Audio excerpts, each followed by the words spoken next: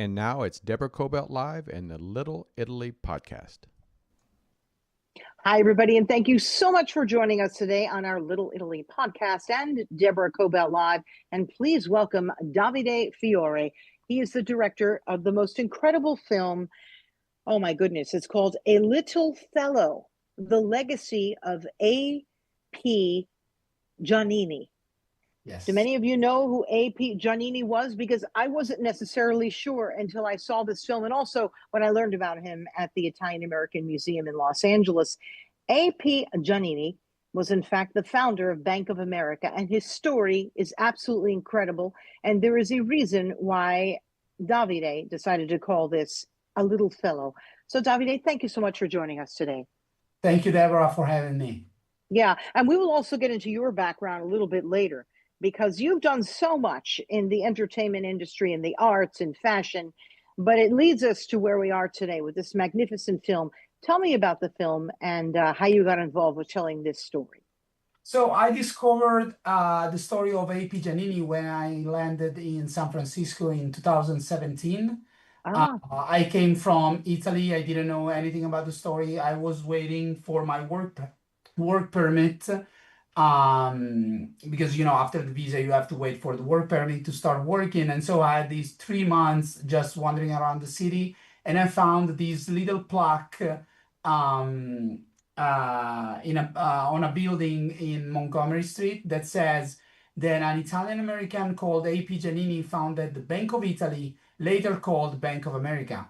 And I was shocked. I was like, okay, I need to know more. And then I found, of course, his Wikipedia page, and I was like, oh my God, this story is incredible. So I went to the library, I borrowed a couple of books, reading them super fast, and I wanted to know more. And so it was like, is there any movie about him? Is there any documentary about him? And at the same time, I was looking for a project to introduce myself to the film community of San Francisco and later California. And so I didn't find any movie. I didn't find any documentary. I was like, okay, this is the story. It's I have to work on this one. And, you know, at the beginning, I really thought it was a short documentary or a short movie. And then the story became bigger and bigger and bigger. I couldn't believe it. And it was like, this story is larger than life. I felt, I wanted to tell us a small story. I didn't think about that as a big story, but then it was impossible to grasp everything in a short doc. And then starting talking with producers and introduce them to the story, they were shocked that they didn't know about him. And I told them, the more they were shocked, because they were like, this guy should be in history books. This guy should have statues all around the nation. But they didn't have it. We still don't have them. So they were like, no, we have to make a movie. And when we did the first cut, it was something like 4 hours long. We were like, my goodness. Are we going to do a TV show? Because it can be for of a limited series. So, but then we end up like, no, let's start with a documentary, feature documentary, and see where it lands. And to be fair, that first cut was really just to see all the material that we had on him, all the stories that we heard, and we were able to document. I felt like, okay, after that cut, I have to find something bad about him, because it's impossible that a person is that good. You know, and it was so good for so many years. He looked like an Hollywood script to me. Yeah, it was wonderful. Let's tell people a little bit about him. Where did he come from in Italy?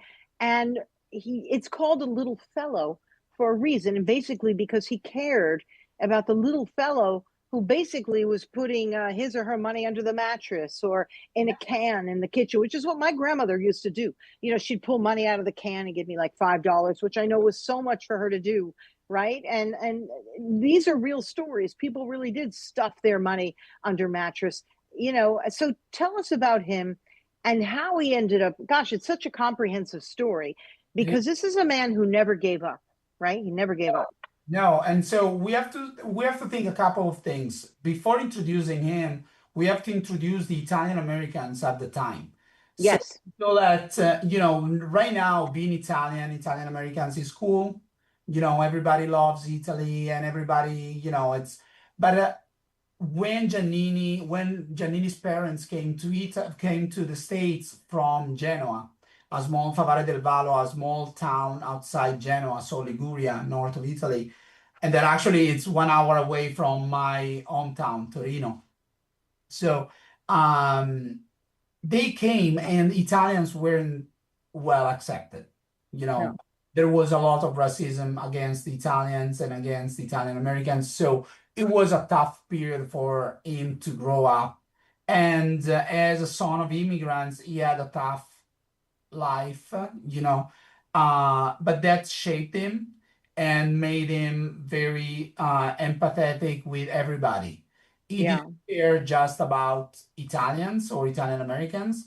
He cared about everybody: Chinese, Japanese, Germans, Polish. He was really a man without borders.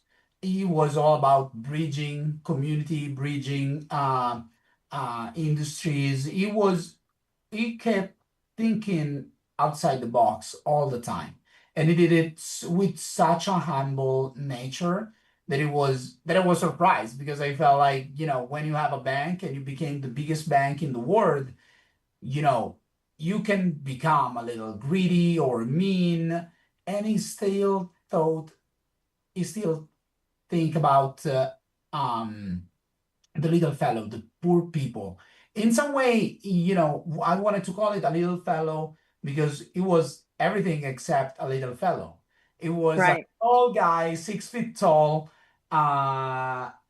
and for Italians, it was a little bit tall.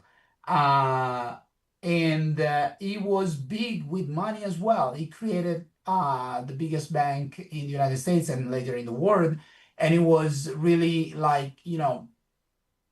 very humble. He still thought about people, and he didn't take all the money for himself. He believed that $500,000 in your bank account is enough. You don't need much more for your lifetime. Well, wait a minute. That certainly was a lot of money back in the day. That's a lot of money to a lot of people now.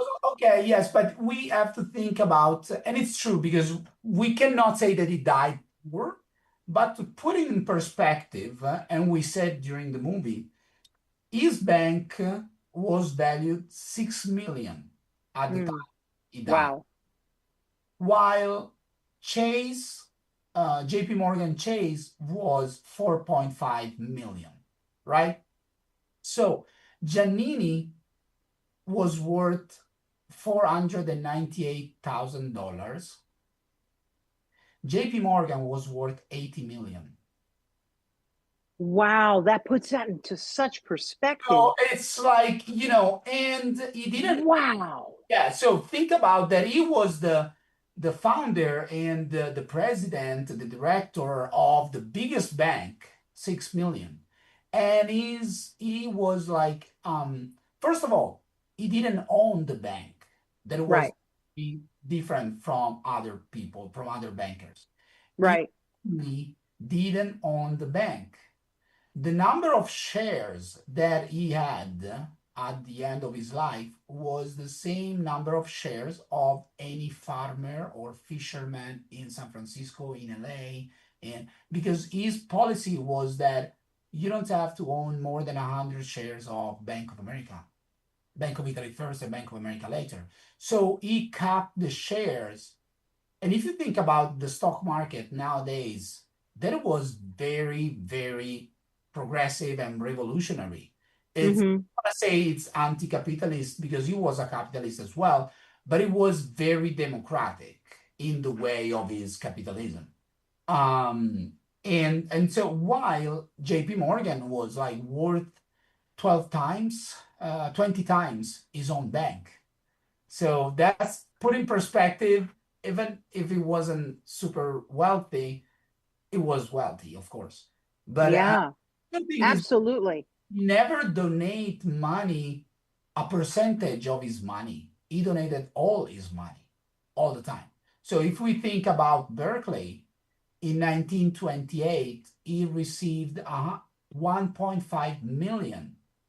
That was worth his year in 1928. He was worth 1.5 million, and it was just 5% of his bank, and they gave it to him. He took those money, like 1.5, and throw it to Berkeley. You're saying UC Berkeley. They gave the money to UC Yeah. Berkeley. I believe for the Department of their agriculture. Say it Yes, again. for agriculture. Yes. Yeah. So that's Which to say, because he was, every time he went above 500,000, it was giving money away. And all the money, not just a percentage. And we keep discovering stories about him that are always more astonishing to hear. Because, for example, he founded the A.P. Giannini Foundation. And he founded with the money that he received from the bank. It was just a big donation. I think it was $500,000 at the time. And he did it because his son was sick. Mm. Then you expect someone to build a foundation to find a solution for his son.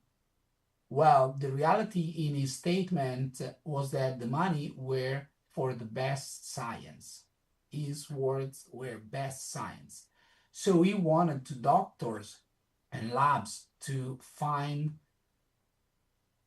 a cure, not only for his son, but for his son,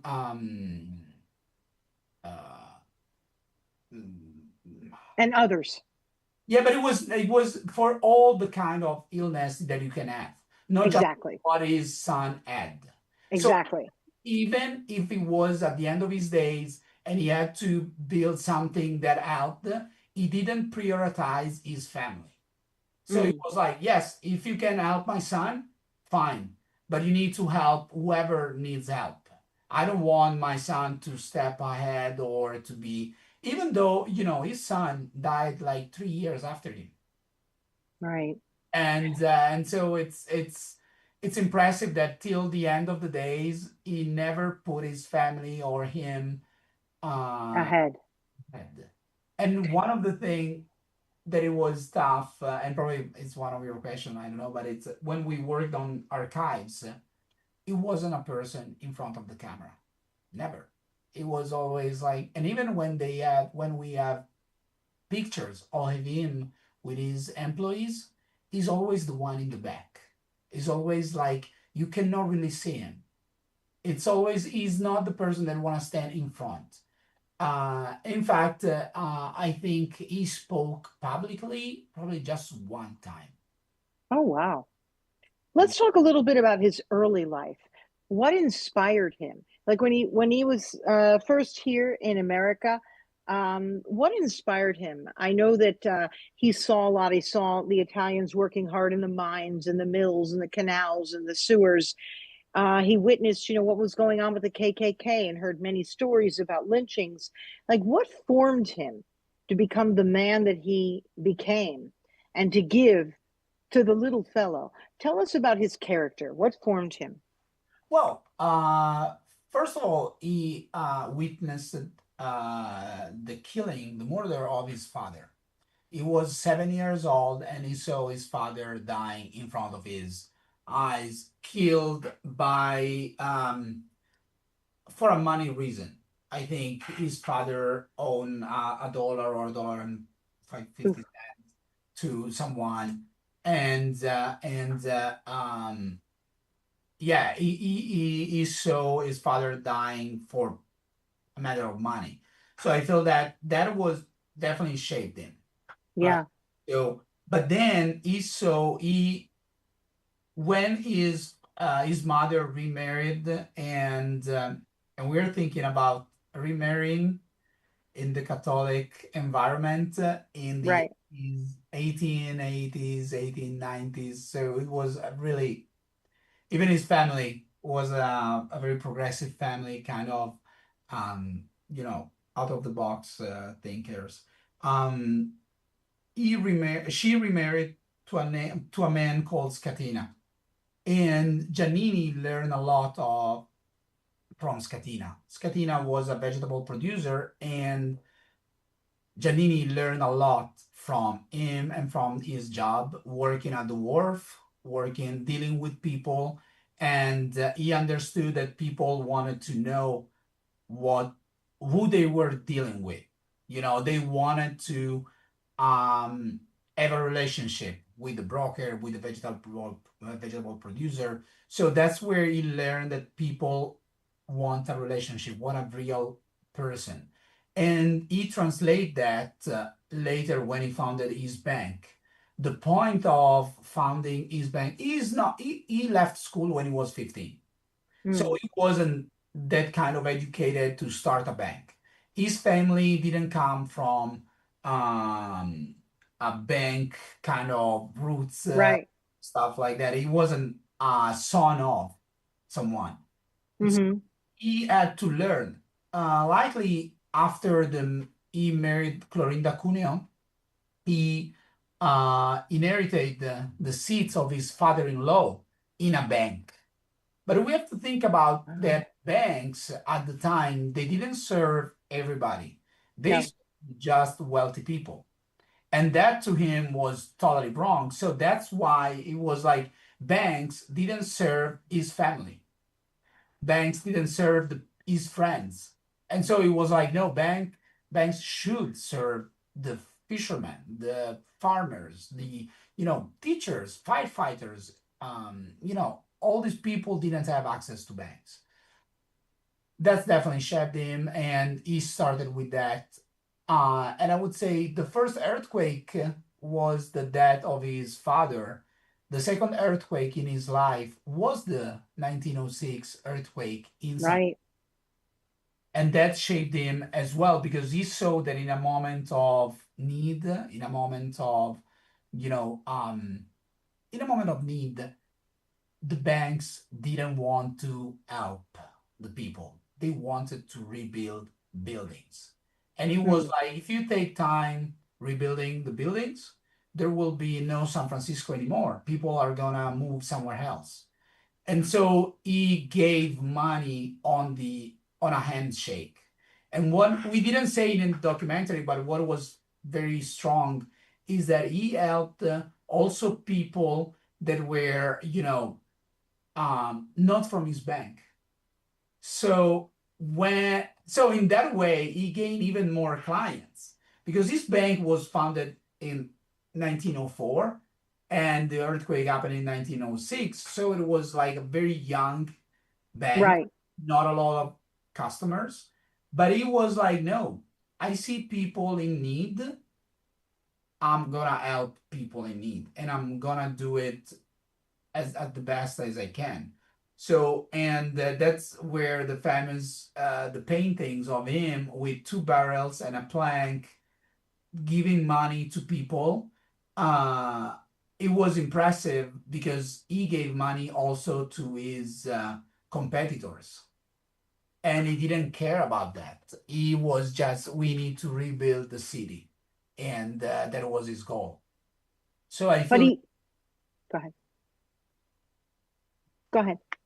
no, I felt like, he was really a man of the people and he really cared for the greater good. It was much more for if the city thrive, we all thrive. Exactly. And what's interesting about him is that's exactly correct, right? But because he built up such goodwill when many of the banks didn't want to loan money, except if you're building a giant building, he really established such goodwill with the people that he ended up gathering even more customers, which was very interesting. This was his way of doing business, and the people then responded. So then what happened after? Like, how did he grow his bank after that? How did Well, he continue to grow? And at that time, it was the Bank of Italy, correct? yes, it was Bank of Italy till 1929 or Right. 28. So the idea for him was that right after the earthquake, he saw this problem with in 1907 there was a big market crash, and Right. he realized that only big banks can survive. And Hmm. so it was like there should be another idea, something else that we can do to fix it. And he discovered in Europe and in Canada, he discovered the branch banking system that it didn't exist in the United States. And it was like, oh, actually, if we have the branch banking system here, we can survive a crash. Right. But that idea, he had to push for that, and he had to fight a lot. He was considered anti-American because he was proposing something like that. That it's incredible that now, you can go to any ITM everywhere in the country. But at the beginning, his idea was fought against. But that was also one way to build the wealth of his bank. So acquiring banks in different communities, and really that was a nice healthy way to build a bank that was present, because his idea was like, if a bank is in a, let's say, farmers area, and there's a bad year for crops, or there's a bad years for, a bad season, they're Right. losing their money. But if you Right. have branch banking, you have money moving, and nobody is losing money. You can keep having loans, giving loans to people, even if it's a bad season for whatever crop they were working on. So that idea helped him to become bigger and bigger. And the reality is that it didn't rely on relationships based on families, kind of, if you are a son of, if you are, he was really relying on people with ideas. And so Hmm. he was really a gambler in that sense. He felt also that you have to lose sometimes. You cannot always win. So he was a risk taker, and that helped him a lot, because he really bet.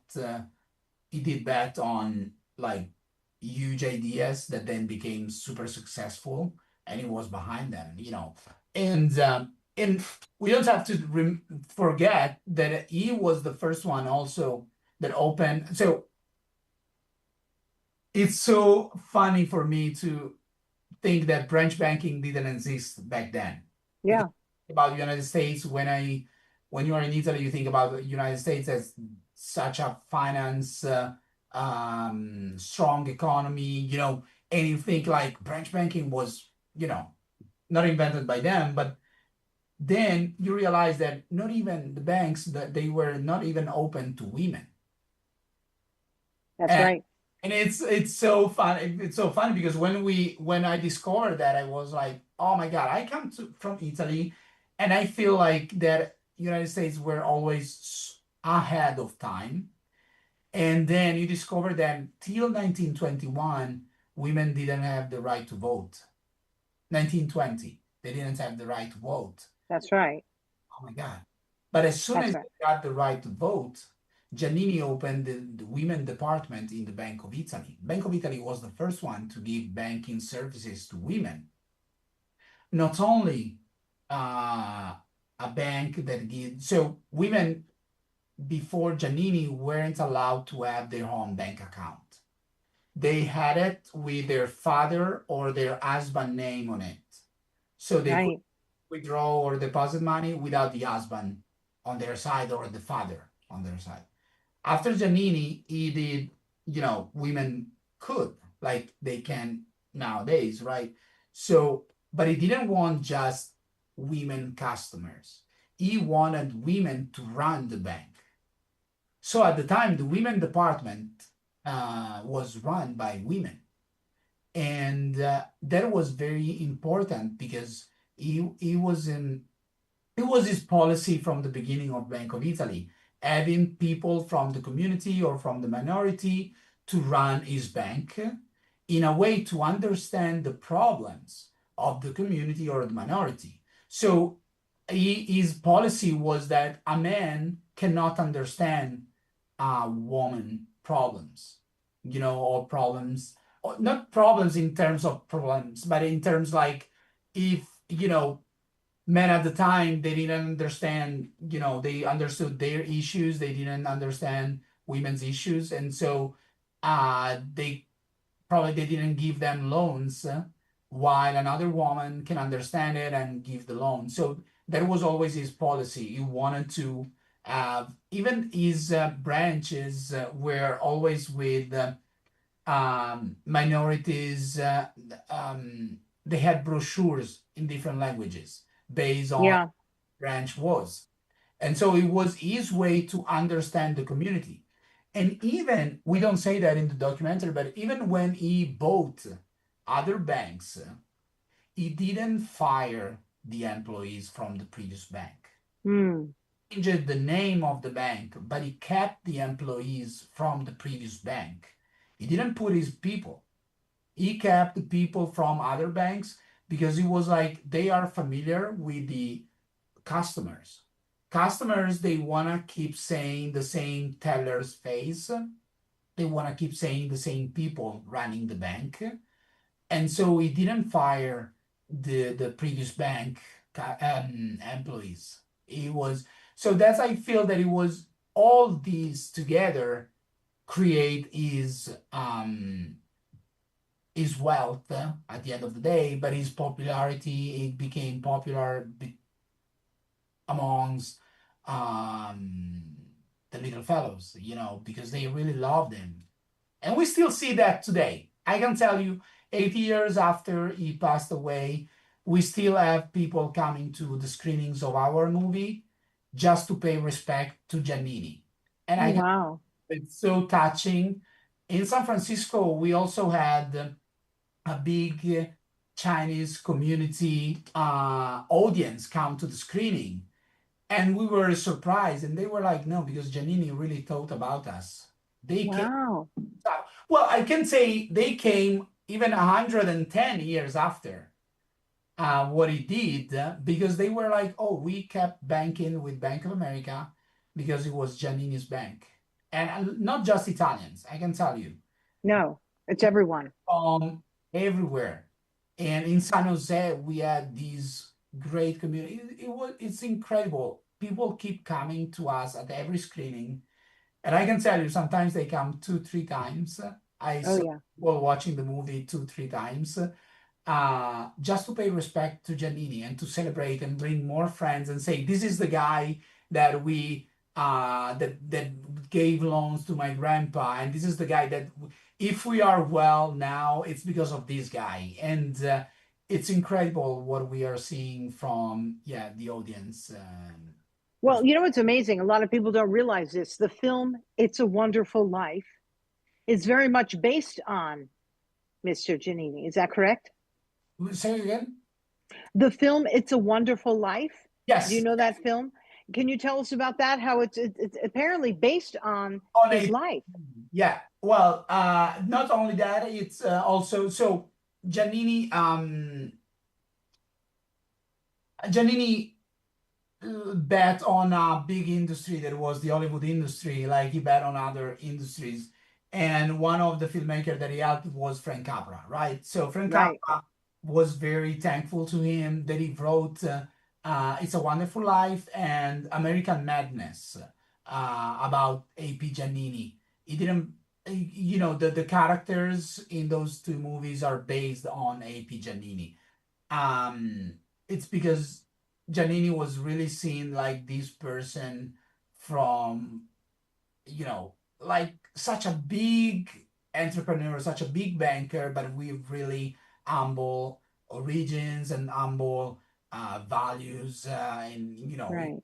all about family, and it was about the community, even though he had to run a big bank. One thing that we loved with the producers about the what we learn about Giannini is that he kept being a family man. Yeah. Yeah, when you read about these big entrepreneur or bankers, their family life it's terrible. Yeah. They got apart. It's he kept having time for his sons and daughters, and then for his granddaughters.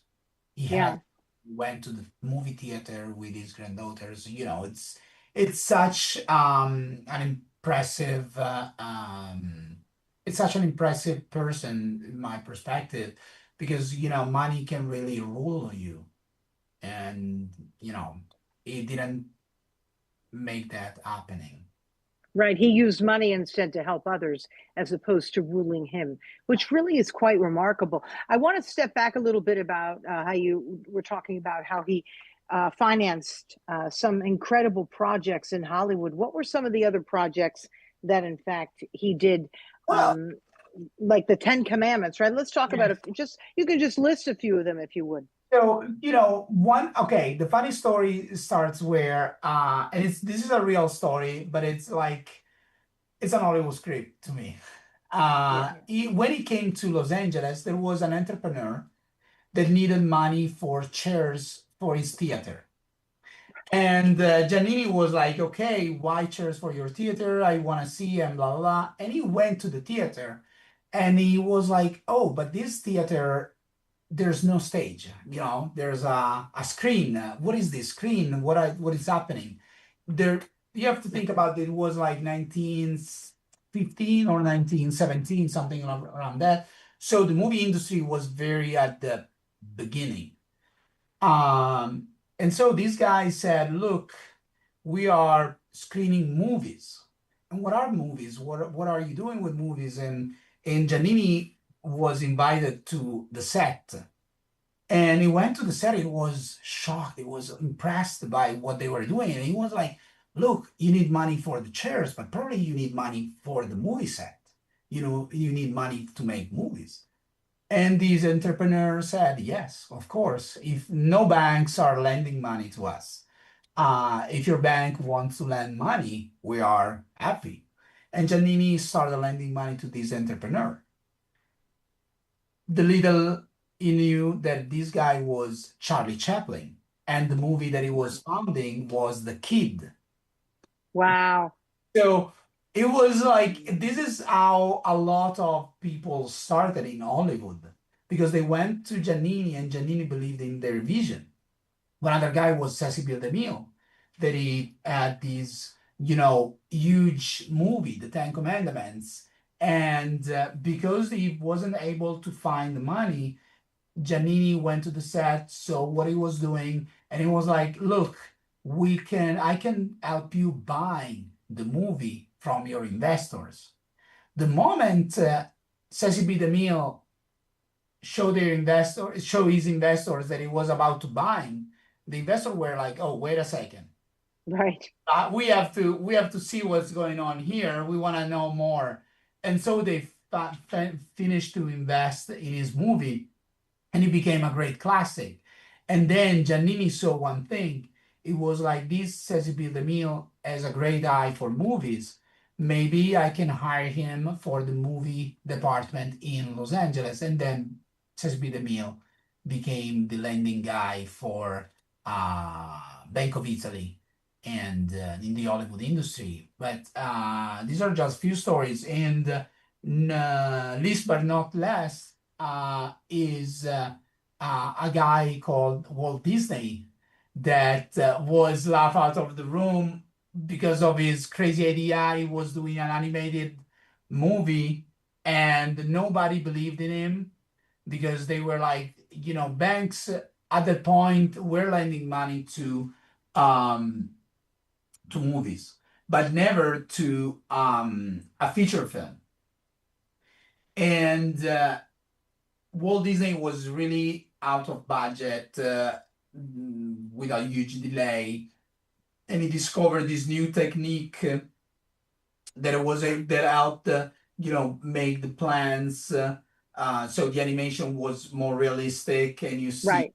this parallax effect. That he was the first one to play with, and he was the first one to have a feature film. At the time, there were no feature films. Usually, animated movie were at the beginning of the movie, at the end of the movie, or in the break. But there was never a feature film. And the fear was that you could have epileptic seizure, during the movie because the flickering images was, of course, all fake, but nobody believed. When Rosenberg, that was the landing guy for Giannini, saw the movie, it was like, this is gonna be great. It's gonna make Yeah.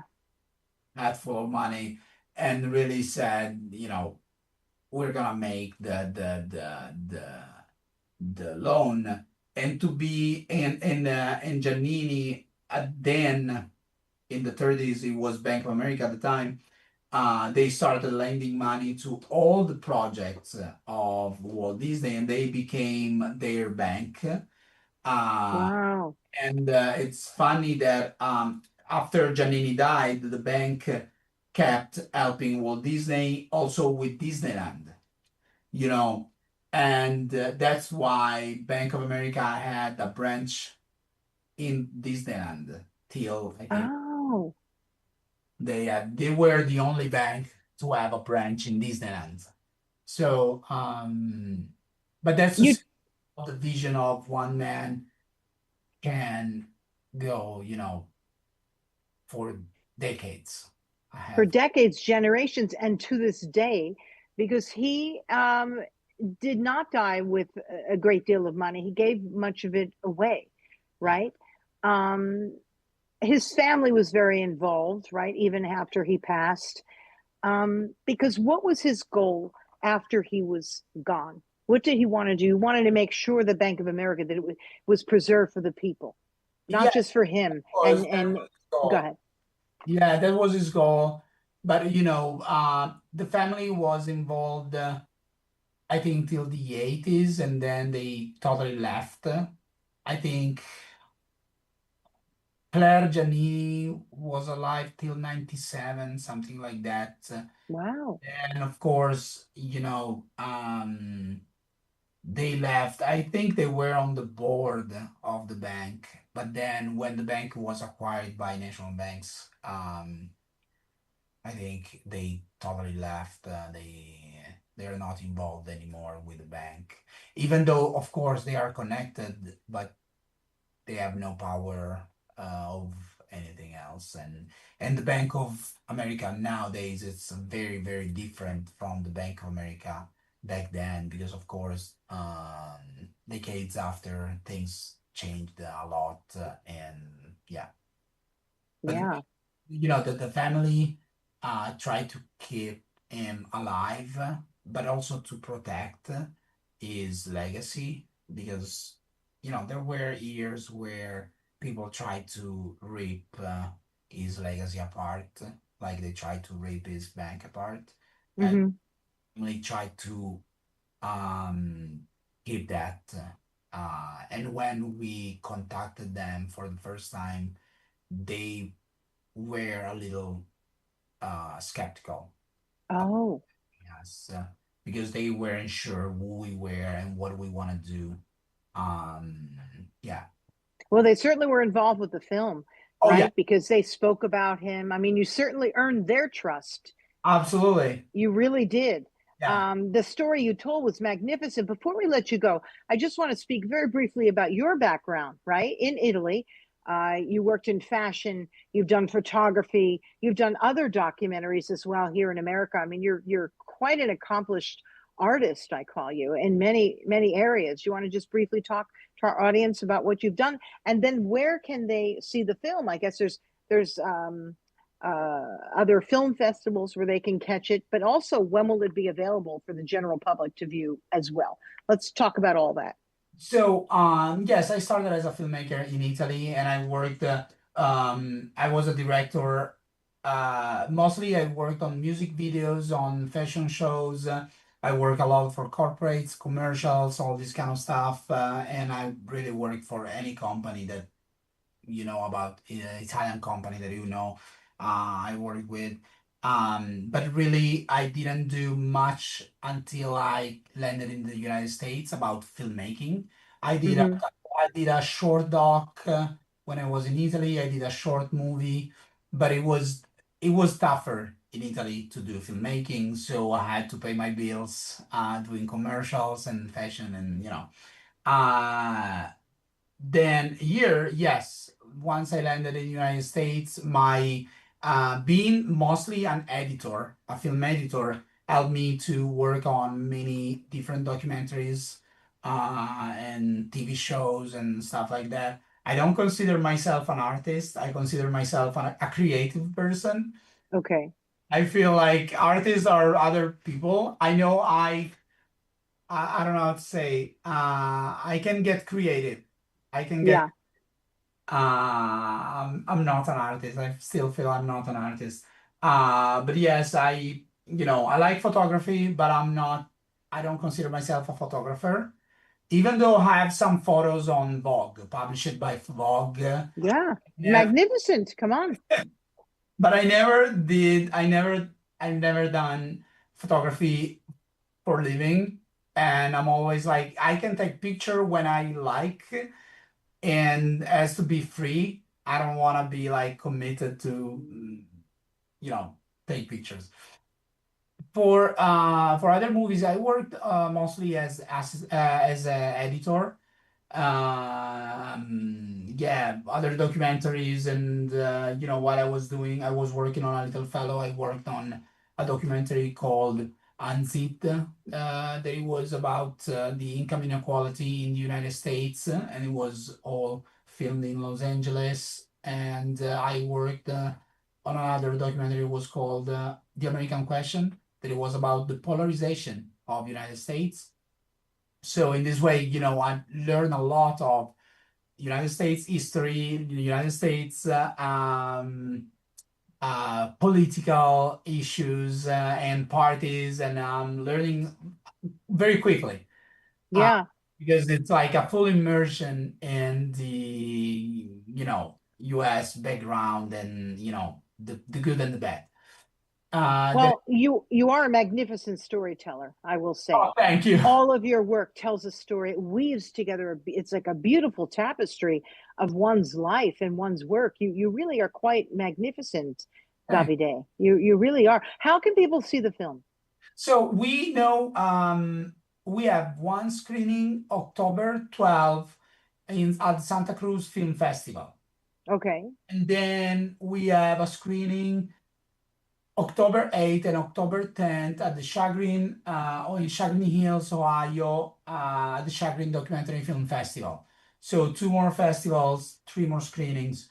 I know we have other screenings happening in the Bay Area, in San Francisco Bay Area. So in San Mateo, in San Francisco.